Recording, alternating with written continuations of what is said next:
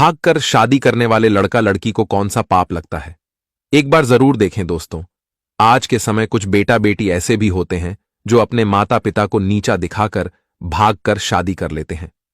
आज हम आपको बताएंगे जिस मां बाप के बच्चे भागकर शादी करते हैं तो वह किसके समान होते हैं और ऐसे लोगों को किस प्रकार का पाप लगता है। आइए जानते हैं। वीडियो को शेयर जरूर कर दीजिएगा। दोस्तों, आजकल आपको किसी शहर गांव अथवा आपके आसपास में ही आपको कभी ना कभी सुनाई जरूर दिया होगा कि किसी के यहां से किसी की लड़की भागकर चली गई या किसी का लड़का घर छोड़कर चला गया और उसने भागकर शादी कर ली।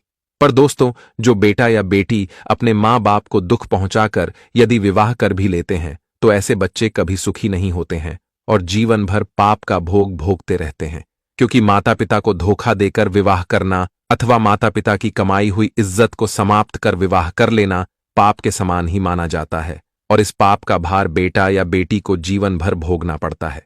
दोस्तों, जो लड़का या लड़की भागकर शादी करते हैं वह ना तो सम्मान अथवा इज्जत के हकदार होते हैं और ना ही ऐसे लोगों को समाज में कोई अपनाना पसंद करता है।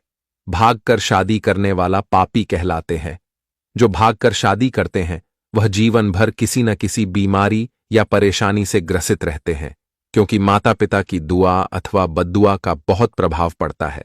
जो माँ बाप की दुआ लेता है वह जीवन भर उन्नति प्राप्त करता है और सदैव तरक्की करता है, तथा जो माँ बाप की बद्दुआ लेता है वह जीवन में सदैव दुखी रहता है। उसके जीवन से परेशानियां समाप्त नहीं होती हैं, क्योंकि माँ बाप ही होते हैं जो अपनी बेटी अथवा अपने बेटे को पाल पोकर बड़ा करते हैं। हर पिता तथा हर माँ यही चाहती है कि उसके घर अच्छी और सज्जन बहू आए, जिससे वह उसके घर को स्वर्ग बना सके। पर एक माँ बाप ये कभी नहीं सोच पाते हैं कि उनकी बेटी या उनका बेटा भागकर भी शादी करेंगे। जो बेटा या बेटी अपने माता पिता की आंखों में धूल भरकर भागकर शादी करते हैं, ऐसे बेटा बेटी अपने माता पिता की बद्दुआ ही लेते हैं, क्योंकि भागकर शादी करने वाले बच्चों के माता पिता को भी उतनी ही बदनामी का सामना करना पड़ता है जितनी बदनामी का सामना भागे हुए लड़का या लड़की को करना पड़ता है। जो लड़का या लड़की भागकर शादी करते हैं ऐसे लोग पापी मनुष्यों के समान कहलाते हैं और पापी मनुष्य का जीवन ज्यादा समय तक सुखी नहीं रहता है।